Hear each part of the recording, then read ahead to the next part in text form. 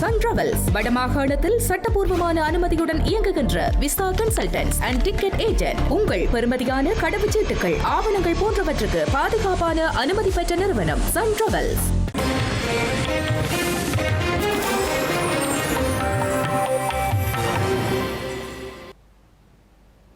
வணக்கம். இது ஐபிசி தமிழின் காலை நேர பிரதான செய்திகள். முதலில் தலைப்புச் செய்திகள். பசில் ராஜபக்ஷவிற்கு எதிராக சர்வதேச பிடியாணை, குற்றப்புலனாய்வு பிரிவிற்கு உத்தரவிட்ட நீதிமன்றம். பாரதி ராஜாவின் மறைவு ஈழத்தமிழர்களுக்கு பேரிழப்பு, பொத்துவில் முதல் பொலிகண்டி வரையான பேரியக்கம் இரங்கல். ஆட்பதிவு திணைக்களத்தின் பெயரில் மோசடி, நூதனமான முறையில் திருடப்படும் பொதுமக்களின் விவரங்கள். முஸ்லிம்கள் அல்ல, முஸ்லிம் தீவிரவாதத்தையே எதிர்க்கிறோம் என்கிறார் ஞானசார தீரர். சுரேஷ் சலேக்கு ஆதரவாகவும் கருத்து. திமுகவில் இணைந்து பெஞ்சமின், ஸ்டாலின் வழியில் பயணிக்க உள்ளதாகவும் தெரிவிப்பு. மத்திய கிழக்கில் மீண்டும் போர் பதற்றம், ஈரான் மீது அமெரிக்கா தாக்குதல். இனி விரிவான செய்திகள். பிடியாணை பிறப்பிக்கப்பட்டுள்ள ஸ்ரீலங்கா முன்னாள் அமைச்சர் பசில் ராஜபக்ஷவிற்கு எதிராக சர்வதேச பிடியாணை பெற்றுக் கொள்வதற்கான நடவடிக்கையை மேற்கொள்ளுமாறு கொழும்பு கோட்டை நீதவான் குற்றப்புலனாய்வு பிரிவினருக்கு அறிவுறுத்தியுள்ளார். ஸ்ரீலங்கா சுற்றுலா ஊக்குவிப்பு பணியகத்தின் நிதியை முறைகேடாக பயன்படுத்திய சம்பவம் தொடர்பாக முன்னாள் அமைச்சர் பசில் ராஜபக்ஷவிற்கு எதிராக சர்வதேச பிடியாணை ஒன்றை பெற வேண்டுமாயின் அதற்குரிய சத்திய கடதாசியை நீதிமன்றத்தில் சமர்ப்பித்து நடவடிக்கைகளை மேற்கொள்ள முடியும் என கோட்டை கொழும்பு நீதவான் பசன் அமரசேன அறிவித்துள்ளார். இந்த சம்பவம் தொடர்பான விசாரணை நேற்று நீதிமன்றத்தில் மீண்டும் விசாரணைக்கு எடுத்துக் கொள்ளப்பட்ட போது குற்றப்புலனாய்வு திணைக்களத்தின் சட்டவிரோத சொத்துக்கள் விசாரணை பிரிவினருக்கு நீதவான் இவ்வாறு அறிவித்துள்ளார். கடந்த 2014ஆம் ஆண்டு சுற்றுலா ஊக்குவிப்பு பணியகத்திற்கு ஒதுக்கப்பட்டிருந்த 7.8 மில்லியன் ரூபாய் நிதியை ஊக்குவிப்பு நடவடிக்கைகளுக்கு பயன்படுத்தாது ஊவா சபை மாகாண சபை தேர்தலுக்காக பயன்படுத்திய அரசாங்கத்திற்கு நட்டம் ஏற்படுத்தியமை தொடர்பில் குற்றப்புலனாய்வு திணைக்களத்தின் சட்டவிரோத சொத்துக்கள் விசாரணை நீதிமன்றத்தில் அறிக்கை தாக்கல் செய்யப்பட்டது. இந்த நிலையில் நேற்றைய விசாரணையின் போது வழக்கின் முதலாவது சந்தேக நபரான முன்னாள் அமைச்சர் பசில் ராஜபக்ஷவிற்கு அறிவித்தல் ஒன்றை விடுக்குமாறு குற்றப்புலனாய்வு திணைக்களத்தினர் நீதிமன்றத்திடம் கோரிக்கை விடுத்தனர். எனினும் இவருக்கு எதிராக பிடியாணை பிறப்பிக்கப்பட்டுள்ளதால் மீண்டும் அறிவிக்க வேண்டிய அவசியமில்லை என நீதவான் சுட்டிக்காட்டினார். மாறாக வதேச பிடியாணையை பெற்றுக் கொள்வதற்கான அடுத்த கட்ட நடவடிக்கைகளை முன்னெடுக்குமாறு அவர் அறிவுறுத்தினார். இயக்குனர் இமயம் பாரதி ராஜாவின் மறைவிற்கு பொத்துவில் தொடக்கம் பொலிகண்டி வரையிலான மக்கள் பேரெழுச்சி இயக்கம் இரங்கல் வெளியிட்டுள்ளது. ஈழத்தமிழர் விடுதலையில் தீரா அவா கொண்ட இவரின் மறைவு ஈழத்தமிழினத்திற்கும் உலகத் தமிழர்களுக்கும் பேரிழப்பாகும் எனவும் குறிப்பிடப்பட்டுள்ளது. இயக்குனர் இமயம் பாரதி ராஜா திரைப்பட இயக்குனர் மட்டுமல்லாமல் அவர் ஒரு பண்பாட்டு அடையாளம் என பொத்துவில் தொடக்கம் பொலிகண்டி வரையான மக்கள் பேரெழுச்சி இயக்கம் தெரிவித்துள்ளது. தமிழ் சமூகத்தின் வாழ்வியல், காதல், போராட்டம், உறவுகள், மண்ணின் பெருமை ஆகியவற்றை தனது படைப்புகளின் மூலம் தலைமுறைகளுக்கு எடுத்துச் சென்ற ஒரு கலை போராளி எனவும் அந்த இயக்கம் கூறியுள்ளது. தமிழினத்தின் உரிமைகள், தமிழர் அடையாளம் மற்றும் ஈழத்தமிழர் பிரச்சினைகள் தொடர்பாகவும் அவர் வெளிப்படுத்திய உறுதியான குரல் தமிழ் மக்கள் மனங்களில் என்றும் நிலைத்திருக்கும் என்றும் ஈழத்தமிழர் விடுதலை தீராத அவா கொண்ட இவரின் மறைவு ஈழத்தமிழினத்திற்கும் உலக தமிழினத்திற்கும் பேரிழப்பாகும் எனவும் குறிப்பிட்டுள்ளது. முல்லைத்தீவு புதுக்குடியிருப்பு சுதந்திரபுரம் படுகொலையின் 28வது ஆண்டு நினைவு தினம் நினைவு கூறப்பட்ட நிலையில் யாழ்ப்பாணம் மண்டைத்தீவு படுகொலையின் 40வது ஆண்டு நினைவு தினம் குருநகர் பகுதியில் நினைவு கூறப்பட்டுள்ளது.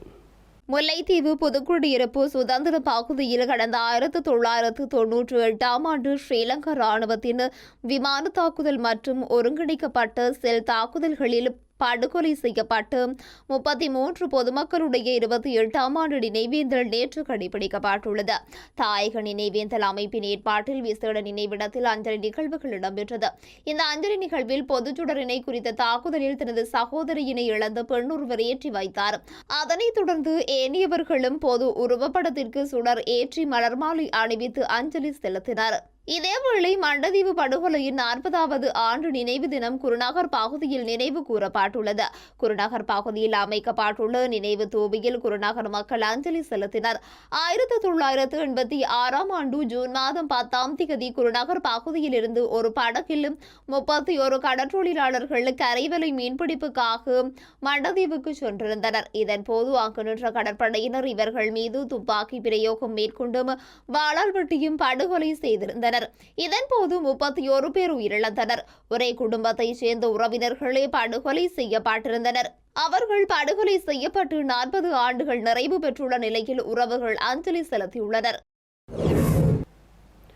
இலங்கையில் எண்ணியல் அடையாள அட்டைகளை பதிவு செய்தல் என்ற பெயரில் பொதுமக்களின் தனிப்பட்ட தகவல்கள் திருடப்படும் மோசடிகள் இடம்பெற்றுள்ளதாக ஸ்ரீலங்கா ஆட்பதிவு திணைக்களம் எச்சரித்துள்ளது. ஆட்பதிவு திணைக்களத்தின் உத்தியோகபூர்வ அவசர அழைப்பிலக்கத்தை ஒத்த தொலைபேசி எண்கள் மூலம் மோசடி செய்பவர்கள் பொதுமக்களை தொடர்பு கொள்வதாக அந்த திணைக்களம் வெளியிட்டுள்ள அறிக்கையில் கூறப்பட்டுள்ளது. இந்த மோசடியின் பின்னணியில் உள்ளவர்கள் அரசு இலச்சினையை தவறாக பயன்படுத்தி ஒரு கைபேசி செயலியை உருவாக்கியுள்ளதாகவும் எண்ணியல் அடையாள அட்டை பதிவுக்கு தேவை என கூறி இந்த செயலி மூலம் மக்களின் தனிப்பட்ட விவரங்களை கோருவதாகவும் அதில் தெரிவிக்கப்பட்டுள்ளது. ஆட்பதிவு திணைக்களத்தின் உத்தியோகபூர்வ இணையதளத்தை போன்றே போலி இணையதள முகவரியூடாக எந்த தனிப்பட்ட தகவல்களையும் வழங்க வேண்டாம் என அந்த திணைக்களம் மக்களை கேட்டுக் கொண்டுள்ளது. தற்போது எண்ணியல் அடையாள அட்டைகளுக்கான எந்தவொரு பதிவு நடவடிக்கைகளும் திணைக்களத்தினால் முன்னெடுக்கப்படவில்லை என ஆட்பதிவு திணைக்களம் தெரிவித்துள்ளது. முஸ்லிம் சமூகத்தை நேசிப்பதாக தெரிவித்த பொதுபல சேனா அமைப்பின் பொதுச் செயலாளர் கலகொட அத்தே ஞானசார தேரர் முஸ்லிம் தீவிரவாதத்தை எதிர்ப்பதாக கூறினார். முஸ்லிம் சமூகத்தைச் சேர்ந்த அரசு புலனாய்வு பிரிவின் முன்னாள் பிரதானி சுரேசலுக்கு ஆதரவாக பௌத்த துறவிகள் குரல் கொடுத்தமை தொடர்பில் மகிழ்ச்சியடைவதாக பொதுபல சேனா அமைப்பின் பொதுச் செயலாளர் கலகொட அத்தே ஞானசார தேரர் தெரிவித்துள்ளார்.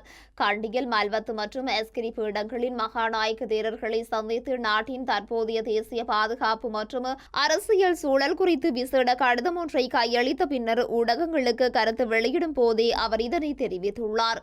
ஒரு பௌத்த துறவி என்ற ரீதியில் முஸ்லிம் சமூகத்தை சேர்ந்தவரான சுரேசலேவிற்காக குரல் கொடுத்தமையை இட்டு மகிழ்ச்சியடைவதாக கூறினார்.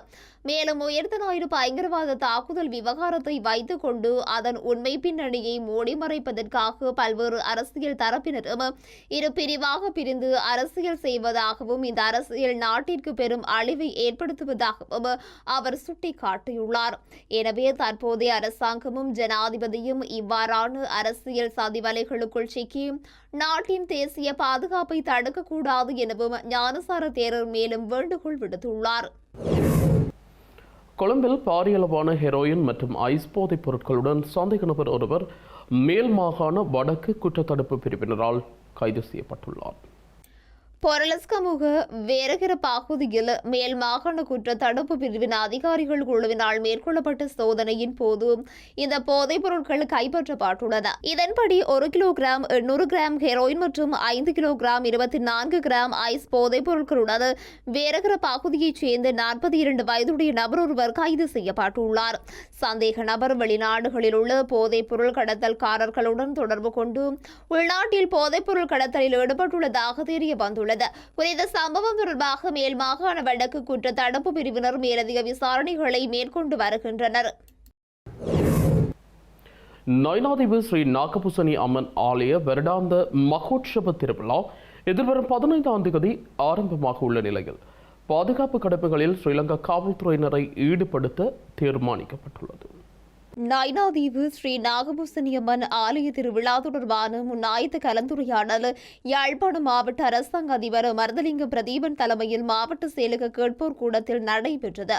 கலந்துரையாடலில் கடந்த திருவிழாவில் அடையாளம் காணப்பட்ட குறைபாடுகளை நிவர்த்தி செய்து கடற்போக்குவரத்து பாதுகாப்பு தொடர்பாக கவனம் செலுத்தப்பட வேண்டும் என அரசாங்க அதிபர் கேட்டுக் கொண்டார். அத்துடன் முதல் 10 நாட்களுக்கு பாதுகாப்பிற்கு 25 காவல்துறை உத்தியோகத்தர்களையும் சப்பரம், தேர், தீர்த்தம் மற்றும் பூங்கா பவன் உற்சவங்கள் வரை மேலும் 50 உத்தியோகத்தர்களையும் சேவையில் ஈடுபடுத்தவும், குறைகட்டுவானில் முதல் 10 நாள் வரை 5 பேரும், இறுதி 5 நாட்களில் மேலும் 10 பேரும் சேவையில் ஈடுபடுத்தவும் தீர்மானிக்கப்பட்டுள்ளது. திருவிழாவிற்காக 42 தனியார் படகுகள் தயார் நிலையில் உள்ளதாகவும் அதனை வணிக கப்பல் துறை செயலக உத்தியோகத்தர்கள் பிரதேச செயலாளர் தலைமையிலான குழு பரிசீலனை மேற்கொள்வதுடன் இந்த 42 படகுகளை தவிர வேறு படகுகளில் பக்தர்களை ஏற்ற அனுமதி வழங்கப்படாது எனவும் அறிவிக்கப்பட்டுள்ளது. அவ்வாறு வேறு படகுகளில் ஏற்றினால் சட்ட நடவடிக்கைக்கு உட்படுத்தவும் தீர்மானிக்கப்பட்டுள்ளது.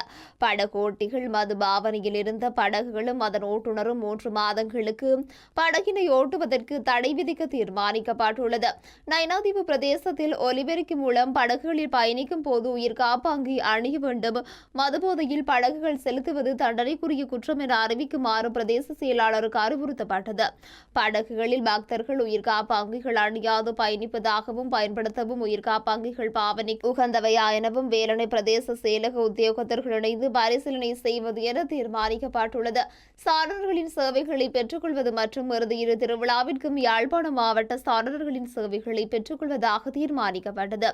குறிகட்டுவானிலிருந்து ஆலயம் செல்வதற்கான படகு போக்குவரத்து ஒரு வழி கட்டணம் 100 ரூபாய் எனவும் தீர்மானிக்கப்பட்டது. யாசகம் பெறுவோர் மற்றும் சிறுவர்கள் வியாபாரத்தில் ஈடுபடுவதை கண்காணிப்பதற்கு சிறுவர் மேம்பாட்டு உத்தியோகத்தர்களும், நன்னடத்தை உத்தியோகத்தர்கள், உள வனத்துணை உத்தியோகத்தர்களும், கலாச்சார உத்தியோகத்தர்கள் உள்ளடங்கிய வகையில் உத்தியோகத்தர்கள் கண்காணிப்பு கடமையில் ஈடுபடுத்தவும் தீர்மானிக்கப்பட்டுள்ளது. யாழ்ப்பாணம் வடமராட்சி தெற்கு மேற்கு பிரதேச சபையின் நிதிக்குழு கூட்டத்தில் இருந்து சபையின் செயலாளர் இடைநடுவில் இருந்து வெளியேறிய சம்பவம் ஒன்று பதிவாகியுள்ளது. யாழ்ப்பாணம் வடமராட்சி தெற்கு மேற்கு பிரதேச சபையின் நிதிக்குழு கூட்டம் சபையின் தவிசாளர் தலைமையில் நேற்று நடைபெற்றது. கூட்டம் நடைபெற்றுக் கொண்டிருந்த போதே சபையில் செயலாளர் எந்தவித முன் அறிவித்தலுமின்றி திடீரென வெளியேறியுள்ளார். வெளியே சென்ற செயலாளர் நீண்ட நேரமாகியும் மீண்டும் கூட்டத்திற்கு சமூகம் அளிக்காததால் கூட்டத்தில் பெரும் அமைதியின்மையும் குழப்பமான சூழ்நிலையும் ஏற்பட்டது. இதனால் அதிருப்தியடைந்த சபை உறுப்பினர்கள் செயலாளரை தேடிச் சென்றபோது அவர் பொறுப்பற்ற முறையில் செயற்பட்டதாக கூறப்படுகிறது. செயலாளரின் இந்த நடவடிக்கை குறித்து உள்ளூராட்சி ஆணையாளருக்கு முறைப்பாடு ஒன்றும் அனுப்பி வைக்கப்பட்டுள்ளது. மறைந்த இயக்குனர் இமயம் பாரதி ராஜாவின் உடல் நேற்றிரவு அவரது சொந்த ஊரான தேனிக்கு எடுத்துச் செல்லப்பட்ட நிலையில் இன்று அடக்கம் செய்யப்பட உள்ளது. இயக்குனர் இமயம் பாரதி ராஜா உடல்நலக்குறைவு காரணமாக நேற்று காலமான நிலையில் நேற்றிரவு 9 மணி வரை அவரது உடலுக்கு பொதுமக்கள் அஞ்சலி செலுத்தியிருந்தனர். அதனைத் தொடர்ந்து அவரது சொந்த ஊரான தேனிக்கு உடல் எடுத்துச் செல்லப்பட்டுள்ளது.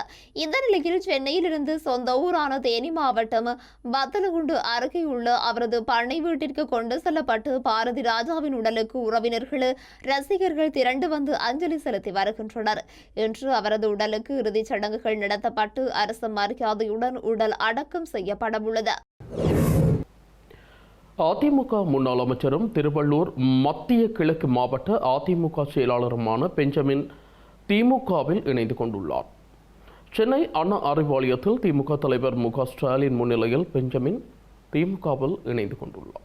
தமிழக சட்டசபை தேர்தலை தொடர்ந்து எஸ்பி வேலுமணி தரப்பை ஆதரித்ததால் பெஞ்சமினை மாவட்ட செயலாளர் பொறுப்பிலிருந்து அதிமுக பொதுச் செயலாளர் எடப்பாடி பழனிசாமி நீக்கியிருந்தார். இதனையடுத்து திமுகவில் இணைந்த பெஞ்சமின் எதிர்வரும் காலங்களில் திமுக தலைவர் மு.க. ஸ்டாலின் மற்றும் உதயநிதி ஸ்டாலின் ஆகியோரின் கட்டளையை ஏற்று கழகப்பணி மேற்கொள்வேன் என கூறியுள்ளார். ஆட்சியில் இருந்தாலும் இல்லாவிட்டாலும் தொண்டர்களை அரவணைத்து செல்லக்கூடிய அவரின் அன்பினால் ஈர்க்கப்பட்டு திராவிட முன்னேற்றக் கழகத்தில் இணைந்து கொண்டதாக கூறியுள்ளார். ஈரான் மீது கடுமையான தாக்குதல்கள் நடத்தப்பட உள்ளதாக அமெரிக்க ஜனாதிபதி டொனால்ட் ட்ரம்ப் கூறியதை தொடர்ந்து மேற்கொள்ளப்பட்ட தாக்குதல்களுக்கு பதிலடியாக வளைகுடா பிராந்தியத்தில் உள்ள அமெரிக்க தளங்கள் மீது ஈரான் தாக்குதல் நடத்தியுள்ளது. அமெரிக்க ராணுவத்தின் அப்பாக்சி ரக உலங்கு வானூர்தி ஒன்று சுட்டு வீழ்த்தப்பட்டதை தொடர்ந்து சமாதான பேச்சுவார்த்தையை இழுத்தடிப்பதற்காக ஈரான் மிகப்பெரிய விலையை கொடுக்க வேண்டும் என ட்ரம்ப் கூறியிருந்தார். போரை முடிவுக்கு கொண்டு வருவதற்கான ஒப்பந்தம் மேற்கொள்ள ஈரான் அதிக காலம் எடுத்துக் கொள்வதாக ட்ரம்ப் தெரிவித்திருந்தார். அதனைத் தொடர்ந்து தற்காப்பு தாக்குதல்களை 2வது நாளாகவும் அமெரிக்கா மேற்கொண்டிருந்தது. இதற்கு பதிலடியாக பஹ்ரைன் மற்றும் குவைத்தில் உள்ள அமெரிக்க ராணுவ தளங்கள் மீது தாக்குதல் நடத்தியதாக வருவதாக ஈரான் கூறியுள்ளது. மோதல் காரணமாக ஹோர்மோஸ் நீரிணை வழியாக சென்ற 2 எண்ணெய் கப்பல்களை தாக்கியதாக ஈரானின் இஸ்லாமிய புரட்சிகர பாதுகாப்பு படை கூறியதாக ஈரானின் அரசு ஊடகங்கள் செய்தி வெளியிட்டுள்ளன. செய்திகளின் நிறைவாக மீண்டும் தலைப்புச் செய்திகள். பெசில் ராஜபக்ஷவிற்கு எதிராக சர்வதேச பிடியாணை, குற்றப்புலனாய்வு பிரிவிற்கு உத்தரவிட்ட நீதிமன்றம். பாரதிராஜாவின் மறைவு ஈழத்தமிழர்களுக்கு பேரிழப்பு, பொத்துவில் முதல் பொலிகண்டி வரையான பேரியக்கம் இரங்கல்.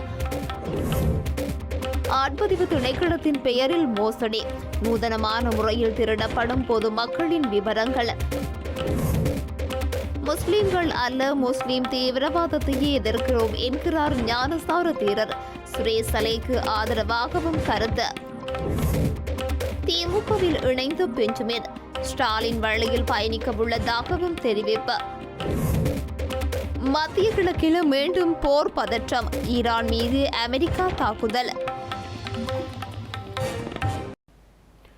இத்துடன் ஐபிசி தமிழின் காலை நேர பிரதான செய்திகள் நிறைவு பெற்றன. உடனுக்குடன் செய்திகளை அறிந்து கொள்ள IBC Tamil.com என்ற இணையதளத்தை பார்வையிடுங்கள். வணக்கம்.